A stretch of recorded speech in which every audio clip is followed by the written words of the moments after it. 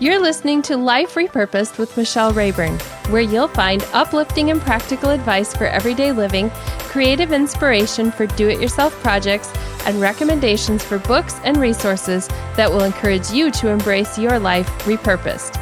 I'm your host, Michelle Rayburn. Hey friends, this is episode number 80 already of Life Repurposed. Maybe this is your first time here. If so, welcome. For those of you who have been around, maybe even since the beginning of season 1, thank you for listening. I appreciate it. I want to ask a question today.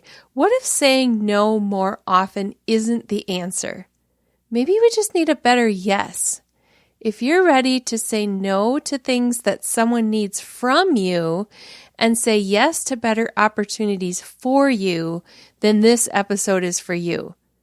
I encourage you to stop closing the wrong doors and discover a more hopeful future. Now, I often talk about saying no. I often say no is the word we need to learn more often. We say yes to so many things.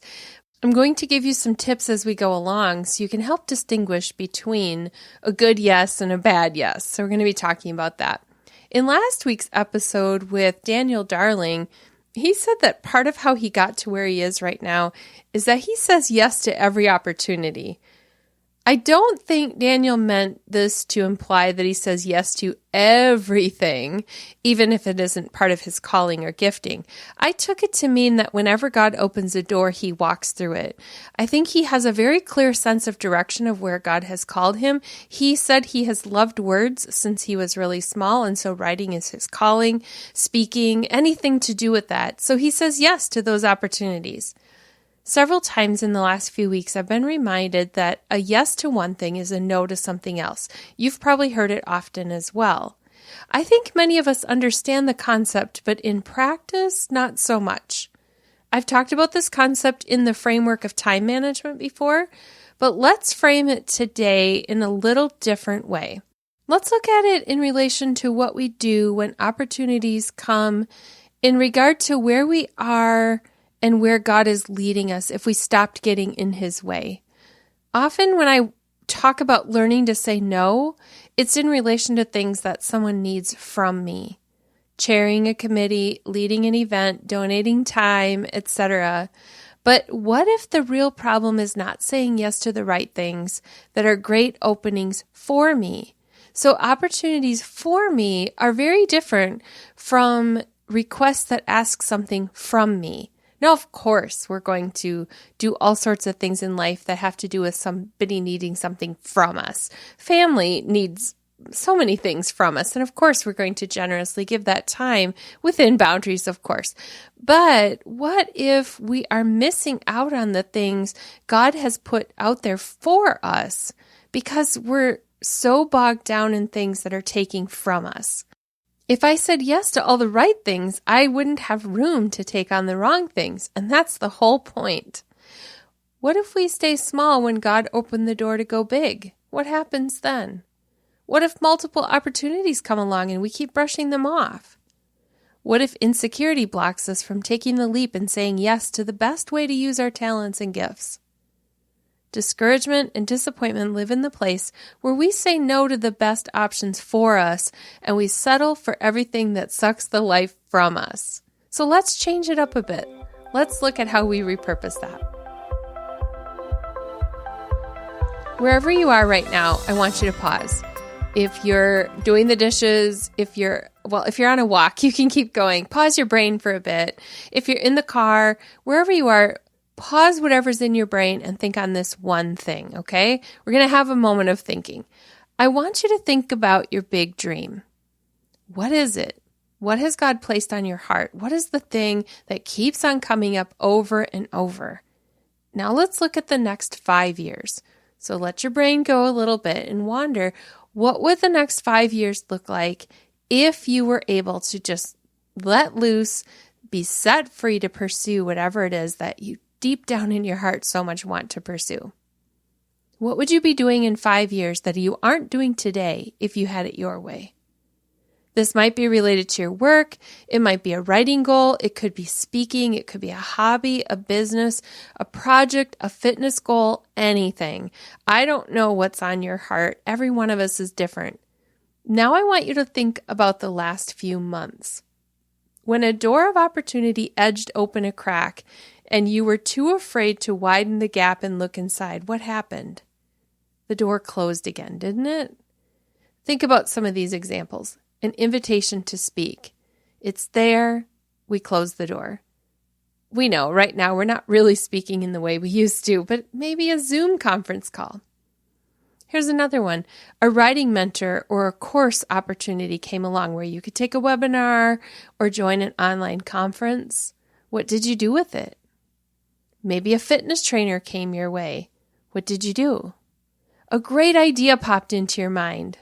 Did you brush it away or did you pursue it? The question is, what was your response?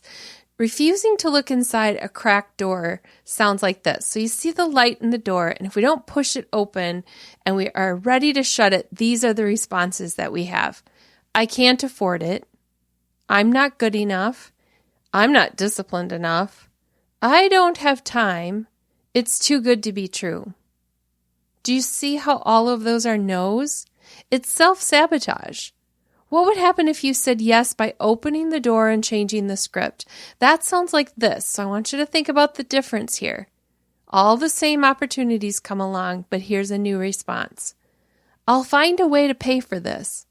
I'm as good as anyone else who is willing to learn. I'm willing to apply new self-discipline habits. I'm going to make the time. It's wonderfully exciting. Let's practice saying yes to the right things. When the opportunity comes along, let's look for ways we can say yes. Just like we were inspired last week when we listened to Daniel Darling, to say yes to those opportunities that come along, to figure out how to work it in, because it's an awesome way that we can pursue our dreams. But not only that, we can fulfill whatever God has called us to do. There's something so satisfying about using your gifts and your talents and your abilities to do something that aligns with all of those instead of the drudgery of everyday life. Now, sometimes that can be our hobby or the things we pursue in our creative time. So I'm not talking necessarily all career or starting a business or any of those things, although it could include that, but it also includes those wellness goals and the other things that we have in our life. I'm speaking to myself too, because I often get up in the morning and I say, I don't have time to get on the elliptical this morning. I have a million things to do. But then I have time to open my phone and scroll through some social media. So it's really important for me to practice too, saying yes to the right things, the things that put me right in line with where God would want me to be. Let's look at some resources. If you're looking for ways to track your daily progress and work on setting yourself up for the right yeses, I invite you to check out a quarterly goals planner that I created. You can find a sample of it on my website, and I'll have a link in the show notes at michellerayburn.com/80, so you'll be able to go there and get a link to the journal. But in the journal, what I've done is create a daily space for you to write one big goal, that's the 1, and then 2 smaller ones, that's the 2, and then 3 things that bring you joy during the day. Now that's the 1, 2, 3 part of the journal. There are also some creative spaces in there where you can put ideas for projects, you can celebrate your wins, you can keep lists and ideas and all kinds of things. But really the important thing is looking at what is the one big thing I can do today that's going to move me forward on my goals. Now, some people are using that journal for just tracking their everyday stuff at work. It's something that would work for if you're self-employed and you have projects every day. It could work at your workplace, but it also can apply and be used specifically for looking at how do I move forward on the big goals that I have, the big dreams that I have. So every day in the 1, 2, 3, you would look for what's one thing. So obviously if you're doing this after your day job, it's going to be a small thing, but it's still a big thing because it's something. And so you're looking at what is one thing I can do when I get home from work every day. So today's task is going to be this. Then what are 2 things that I've been kind of procrastinating that I could easily get done in a short amount of time? So you put those on the list with the 2. And then looking back at things that brought you joy. Sometimes what brings us joy is not what happens in our everyday stuff like at work. It could be a friend thinking of us and sending a text message. It could be a laugh with a family member. So many different things. Sometimes for me, it's just sunshine after some cloudy days. So I look for those three things. And it's amazing how sometimes at the end of the day, I notice that I have a hard time coming up with three, and I know there were things throughout the day. So it's helping me to be more aware and look for places where I see joy. It's just opening my eyes to that. There are a couple of other resources that I've talked about in previous episodes, and I'm going to link to those in the show notes as well. I talked about the book The Best Yes by Lisa TerKeurst. She talks about saying yes to the right things and how to say no to other things. There's the book Overwhelmed by Kathy Lipp and Sherry Gregory. That one talks about what to do with clutter and too many tasks and all the other things that are in life. And then the other one is Uncluttered by Courtney Ellis. She has tips for really getting rid of possessions, simplifying your schedule, practicing the art of Sabbath. Those are things that I've talked about before, but so important to underscore too. So I'm going to have all of that in the show notes at michellerayburn.com/80. I want to encourage you to take a step. It could be a little tiny one. It could be a huge one, but I encourage you to take a step. If you have been closing all the doors and saying yes to the wrong things, this is your time to step into saying yes to the things that are going to move you forward. I also have an invitation for you. Would you like to be part of our monthly group coaching? If you think that you would love to have a community of people where you could move forward on some of those goals and talk it out in a mastermind kind of a setting, there's a brand new opportunity for membership on the Buy Me a Coffee graphic in the show notes. Or you can go to buymeacoffee.com/Michelle Rayburn, and you'll find out more about that. There's an opportunity to give a little bit to the show. You can get a coaching call and a one-on-one, or you can sign up for a monthly group coaching through a membership. All of that is there. It's my opportunity to give back to you in more of an individual type coaching.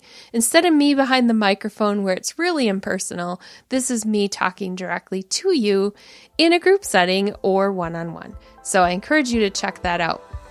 I'm going to be back next week with another guest. I hope you've enjoyed this solo episode, sort of a yay rah to say, hey, let's get going on saying yes to the things that bring better opportunities for us. Thanks for listening, and I'll see you next time. You've been listening to Life Repurposed with Michelle Rayburn. Check out tips, resources, and inspiration at michellerayburn.com. I'd love it if you would subscribe to the podcast on your favorite platform, Apple Podcasts, Google Play, iHeartRadio, or Spotify. I'd also love it if you would like, review, and share the information about this podcast with your friends. Thank you so much for listening.